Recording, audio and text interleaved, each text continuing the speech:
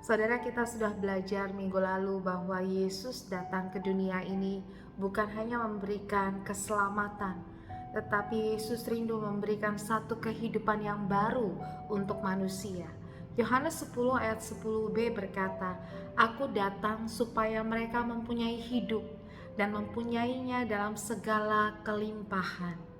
Saudara, ada banyak orang berpikir bahwa hidup di dalam kelimpahan adalah hidup yang kaya raya, hidup yang tidak pernah kekurangan apapun. Tetapi saudara, yang dimaksudkan hidup dalam segala kelimpahan di ayat ini bukan sekedar bicara soal materi, bukan bicara soal hal-hal duniawi, tetapi kemurahan Allah yang tadinya tidak dapat dimiliki oleh manusia, sekarang tersedia secara berlimpah-limpah untuk semua manusia yang ada di dalam Kristus Yesus. Bagi saudara dan saya, ada kasih Tuhan yang melimpah, ada damai sejahtera, ada kebaikan, perlindungan, pemeliharaan Tuhan yang sempurna yang menjadi bagian dari kehidupan kita. Itu yang membuat kita dapat memiliki satu hidup dalam segala kelimpahan. Ini yang dirindukan Tuhan untuk dialami oleh semua manusia. Oleh karena itu di Kolose 3 ayat 11 dikatakan, dalam hal ini tiada lagi orang Yunani atau orang Yahudi, orang bersunat atau orang tak bersunat, orang barbar atau orang Skit, budak atau orang merdeka, tetapi Kristus adalah semua dan di dalam segala sesuatu. Artinya saudaraku, di dalam Kristus sudah tidak ada lagi perbedaan, tidak ada lagi pengelompokan suku, pengelompokan bangsa. Semua manusia mempunyai kesempatan yang sama, hak yang sama untuk memiliki satu kehidupan yang baru di dalam Kristus, di mana hal itu tidak mungkin terjadi di perjanjian lama. Di perjanjian lama kita melihat bahwa kasih Tuhan, kemurahan Tuhan itu hanya berlaku untuk orang-orang tertentu yang Allah pilih, untuk bangsa Israel yang Dia pilih. Apa yang Tuhan lakukan untuk bangsa Israel tidak Tuhan lakukan untuk bangsa lain. Bahkan di awal perjanjian baru, para rasul beranggapan bahwa Injil keselamatan itu adalah milik orang Yahudi, milik bangsa Israel. Karena itulah Paulus mendapatkan pertentangan dari rasul-rasul yang lain ketika Paulus mau membawa Injil, mewartakan Injil ke negara-negara lain, ke bangsa-bangsa lain. Sehingga Paulus merasa perlu untuk menjelaskan dan menegaskan hal ini kepada jemaat di Kolose, bahwa di dalam Kristus sudah tidak ada lagi perbedaan. Di dalam Kristus sudah tidak ada lagi pengelompokan-pengelompokan bangsa.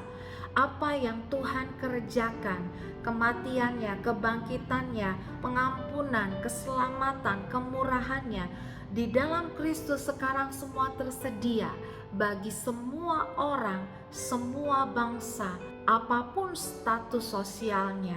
Bahkan budak sekalipun memiliki hak yang sama untuk mempunyai hidup dalam segala kelimpahan di dalam Kristus. Dan bagi kita yang hidup di masa sekarang, saudara, hal ini bukan hanya berlaku pada keselamatan saja, tetapi juga pada keberhasilan dan kesuksesan hidup. Di dalam Kristus, semua dari kita memiliki kesempatan yang sama untuk menikmati kesuksesan dan keberhasilan di dalam Tuhan. Tuhan akan memberikan kepada kita kesempatan yang sama untuk mengalami promosi, untuk mengalami berkat, untuk mengalami mujizat, untuk mengalami terobosan di dalam Dia. Seringkali kita sendiri membanding-bandingkan diri kita dengan orang lain. Kita melihat orang lain punya fasilitas yang lebih banyak, orang lain punya kesempatan yang lebih banyak, orang lain punya kekayaan yang lebih banyak, sehingga mereka bisa lebih maju daripada kita. Sehingga alih-alih kita berusaha sungguh-sungguh dan terus dengan percaya, dengan iman kepada Yesus yang sanggup melakukan terobosan dalam hidup kita, pada akhirnya kita sendirilah yang menahan diri kita untuk maju, untuk berhasil, karena cara pandang kita dan sikap kita yang tidak berdasarkan kebenaran. Hari ini Tuhan mengingatkan kepada kita bahwa Tuhan sudah memberikan kepada semua anak-anaknya kesempatan yang sama untuk memiliki hidup dan memilikinya dalam segala kelimpahan di dalam Dia. Sama seperti di dalam perumpamaan 5 talenta, 2 talenta, dan 1 talenta yang diberikan seorang tuan kepada hamba-hambanya. Setiap mereka memiliki kesempatan yang sama untuk melipat gandakan talentanya. Orang yang memiliki 5 talenta melipat gandakannya menjadi 10 talenta. Orang yang memiliki 2 talenta melipat gandakannya menjadi 4 talenta. Tetapi tidak demikian dengan orang yang memiliki 1 talenta. Dia menguburkan talentanya dan tidak melakukan apapun karena dia merasa iri kepada temannya yang memiliki 5 dan 2 talenta. Bahkan dia mengatakan bahwa tuannya ini adalah tuan yang jahat. Saudaraku, ketika kita terus membandingkan diri kita dengan orang lain, apa yang kita tidak miliki yang orang lain miliki, apa kelebihan orang lain daripada kita, maka kita sendiri yang menutup akses kita untuk terus dibawa maju oleh Tuhan. Di dalam Alkitab kita sering kali melihat Tuhan memakai orang-orang yang biasa-biasa saja, bukan orang-orang hebat, orang-orang yang punya banyak kelemahan, punya banyak kekurangan, tetapi bersama dengan Tuhan mereka menjadi pahlawan-pahlawan yang luar biasa. Para rasul bukanlah orang-orang hebat, bukan orang-orang ternama, bukan orang-orang kaya, bukan orang-orang yang memiliki pendidikan yang tinggi.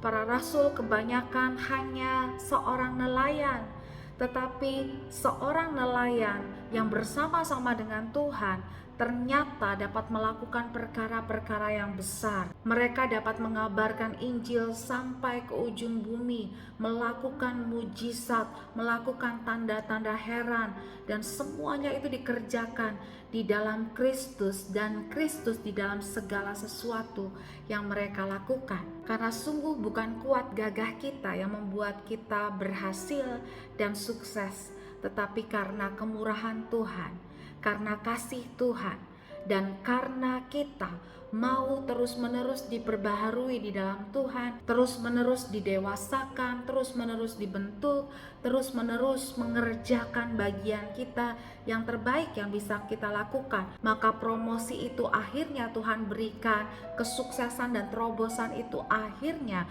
Tuhan karuniakan kepada anak-anaknya yang sungguh-sungguh terus mau percaya dan melakukan bagiannya. Saudaraku, hari-hari ini mari lebih lagi fokus pada kedahsyatan, keajaiban, kebaikan, kemurahan Tuhan dalam kehidupan kita, bukan pada kekurangan, kelemahan, dan semua keterbatasan kita. Justru di dalam kelemahan kita akan nyata kuasa Tuhan yang dahsyat, yang dapat memberikan kepada kita satu kehidupan baru, hidup dalam segala kelimpahan kemurahannya, dan masa depan yang penuh harapan, yang gilang gemilang di dalam Dia. Mari terus bergerak maju di dalam Tuhan. Tuhan Yesus memberkati.